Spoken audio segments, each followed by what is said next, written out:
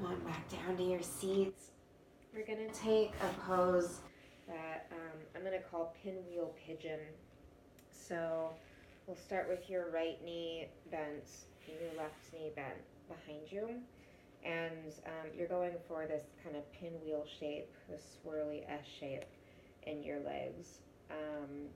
So I like this pose for getting really deep into your hip flexor, your back hip flexor. So here's what I want you to do. Lift that left hip up and then rotate and press it down.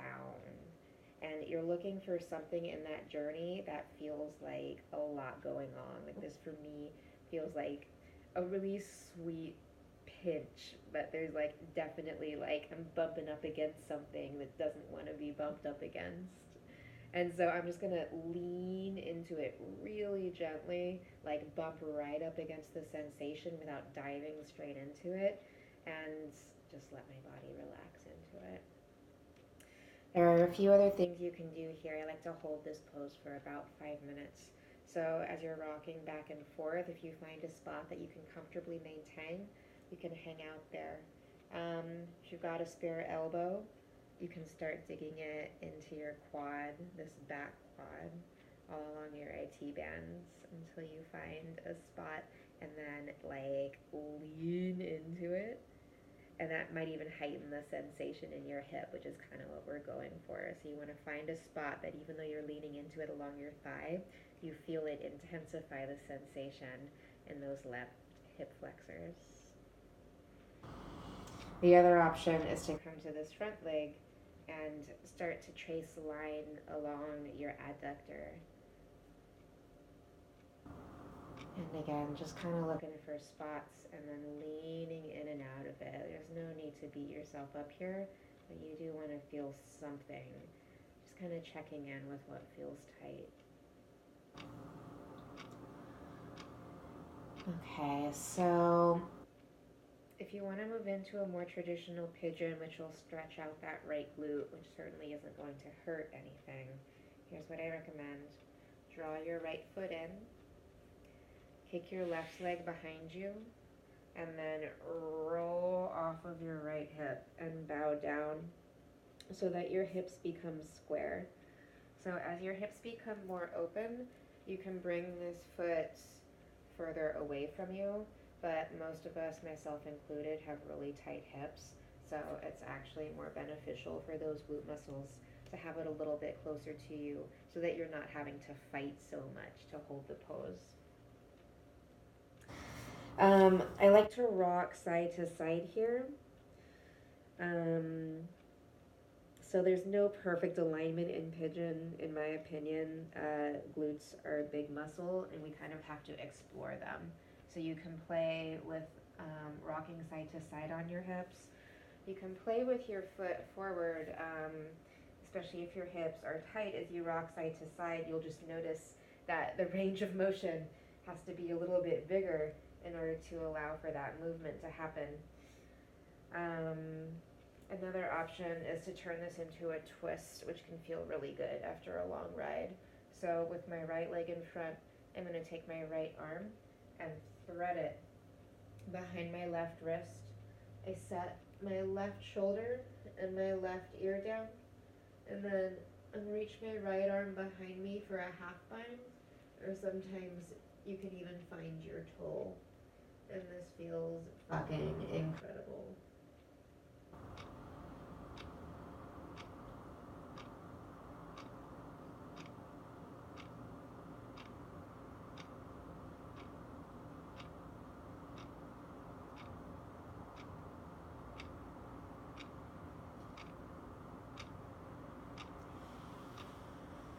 Okay.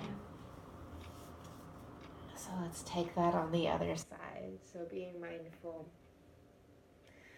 that this is a brand new set of muscles that we're working with. They do a different set of work for you.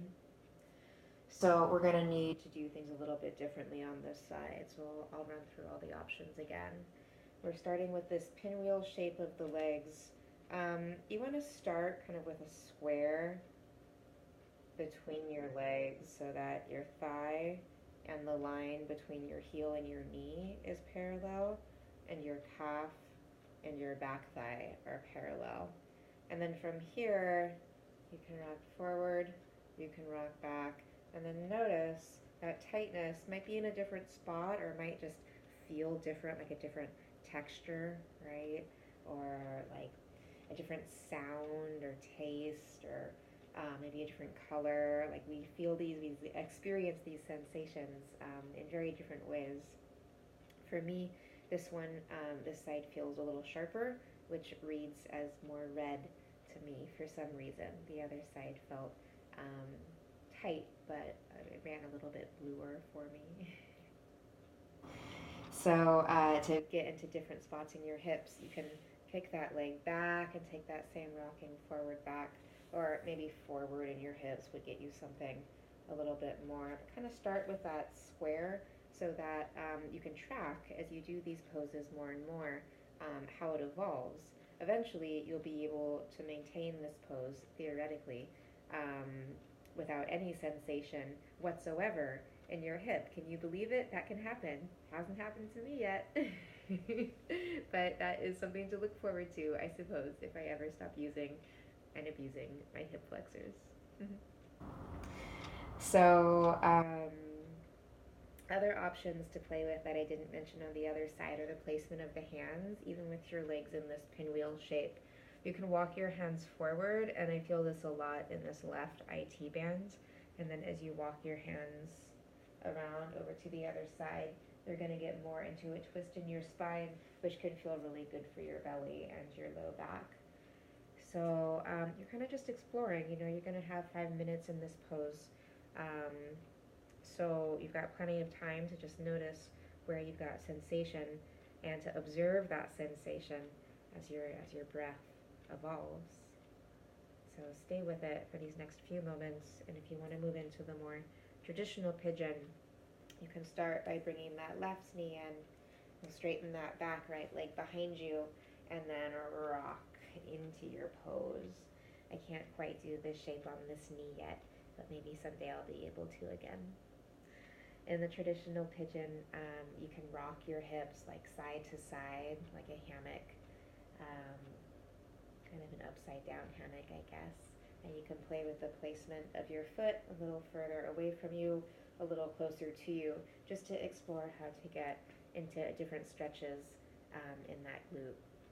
If you have like a ball, you could place a ball underneath that glute, and that's a great combination of a compression, like a deep tissue massage while you're stretching. Yeah. There's that twist option on this side. It would be the right arm behind your left wrist, so your right shoulder and ear sets down, and then your left arm would come behind you. And maybe on this side you might find your toes. I notice it tends to be much easier on one side than on the other.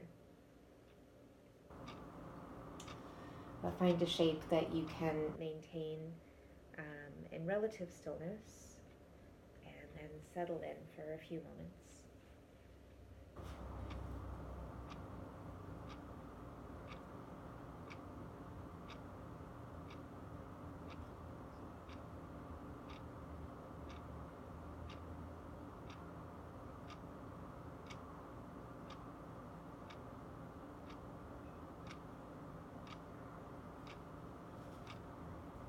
Okay, so we're going to move into supine butterfly from here.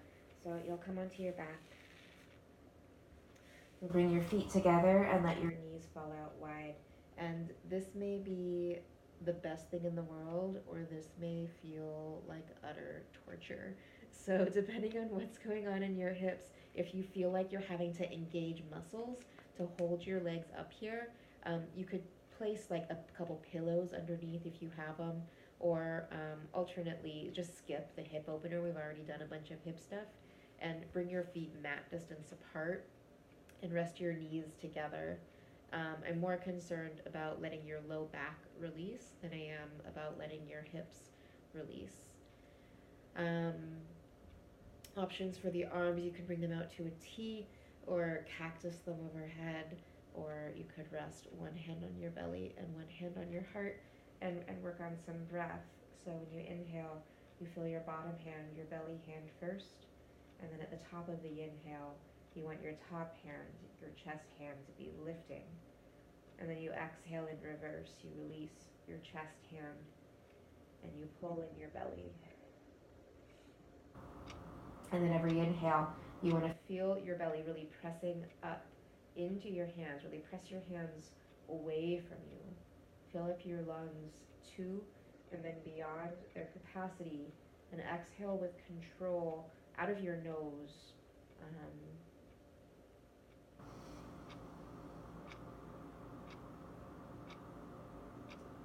Notice the pause between the inhale and the exhale, and the exhale and the inhale. And if that pause wants to elongate, let that happen. But let your breath begin before any panic arises.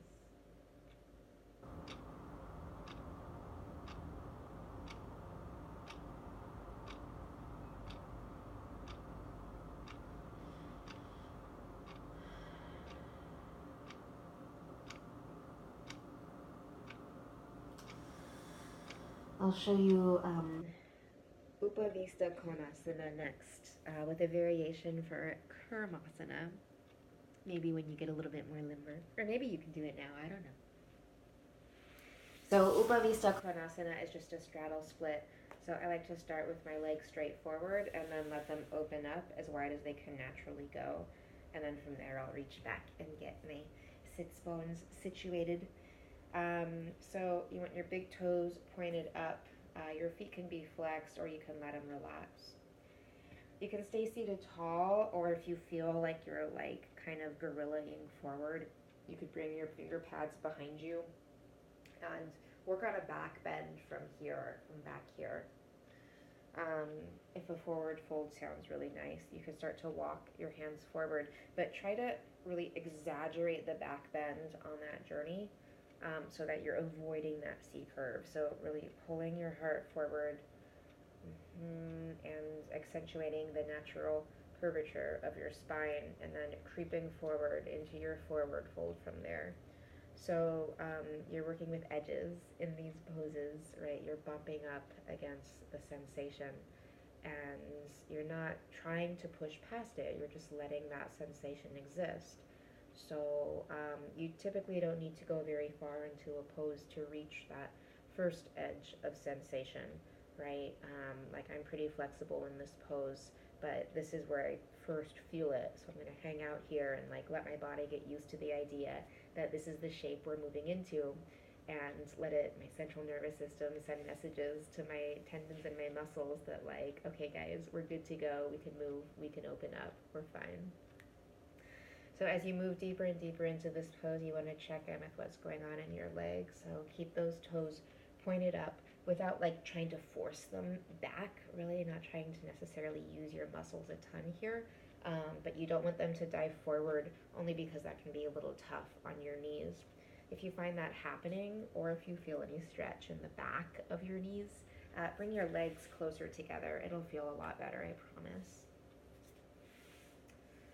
So eventually, if you can go flat as a pancake in this pose, that is the signal you are ready for Karmasana, one of my favorites. So to get into Karmasana, you'll bring your feet in closer together and bend your knees, kind of like that Malasana bear pose variation we were doing. But this time, you're going to take one arm and slide it underneath your knee. So as high up as you can get it on your shoulder, but really actually trying for your elbow would be the proper alignment, that joint to joint, which feels kind of funky when you move into the pose. The other arm does the same thing. So joint to joint, elbow to elbow, or eventually you could move it all the way up to your shoulders. And this is where I'm at in my practice. You'll straighten your legs from here, off to the sides, and down we go. And you can kiss your mat or the floor or wherever you are, and just enjoy the sensation of your hamstrings begging for mercy. So getting out of this pose, there's no super graceful way to do it. You just bend one knee and slide an arm out and get the other arm out. And then peel yourself up and we'll move onto your back from here. For banana pose, one of my favorites. They're all my favorites. You're getting all my favorites, my friends. So for banana pose, you want to shift your hips to the right and then send your legs off to the left. Then reach your arms overhead to the left. So this right hip might want to pop up. So only let your legs go so far as your right hip stays down. Options from here. You could cross one leg over the other. It's different for me every time I practice which one feels good, so try both and take the one that feels the easiest. You could also take tree legs or half butterfly legs. And again, it's different which one feels like really amazing. You could rest one hand on top of the other and thread your fingers through like you're holding your own hand very sweetly. Or you could grab your opposite elbows. If your elbows are kind of floating up because your shoulders are so strong, probably, you can bring your arms out to a T or a cactus and you'll still get that chest opener, but that way your shoulders, your deltoids, and your trapezius can relax.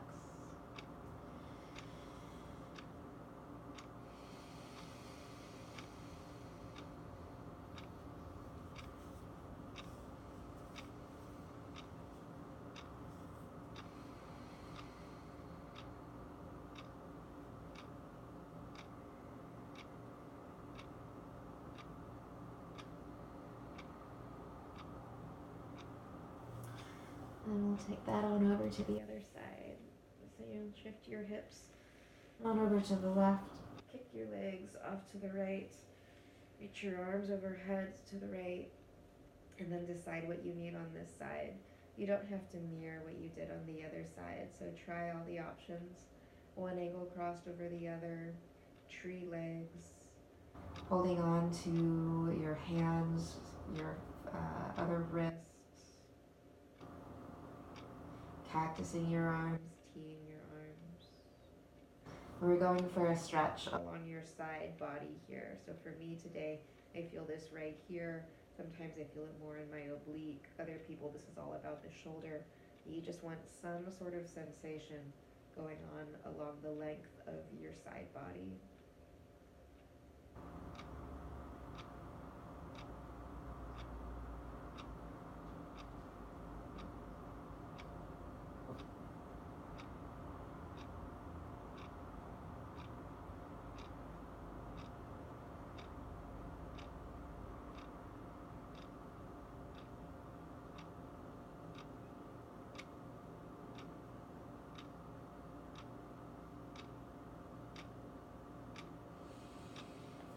And on back through center. And then set up a final pose for your Shavasana. So I like to hug my legs in to start to let my spine realign and then kick my legs straight out. So if you feel pinch in your low back, don't worry about it. It's normal, but give your low back a break and bring your feet wider than hip distance apart and let your knees rest against each other.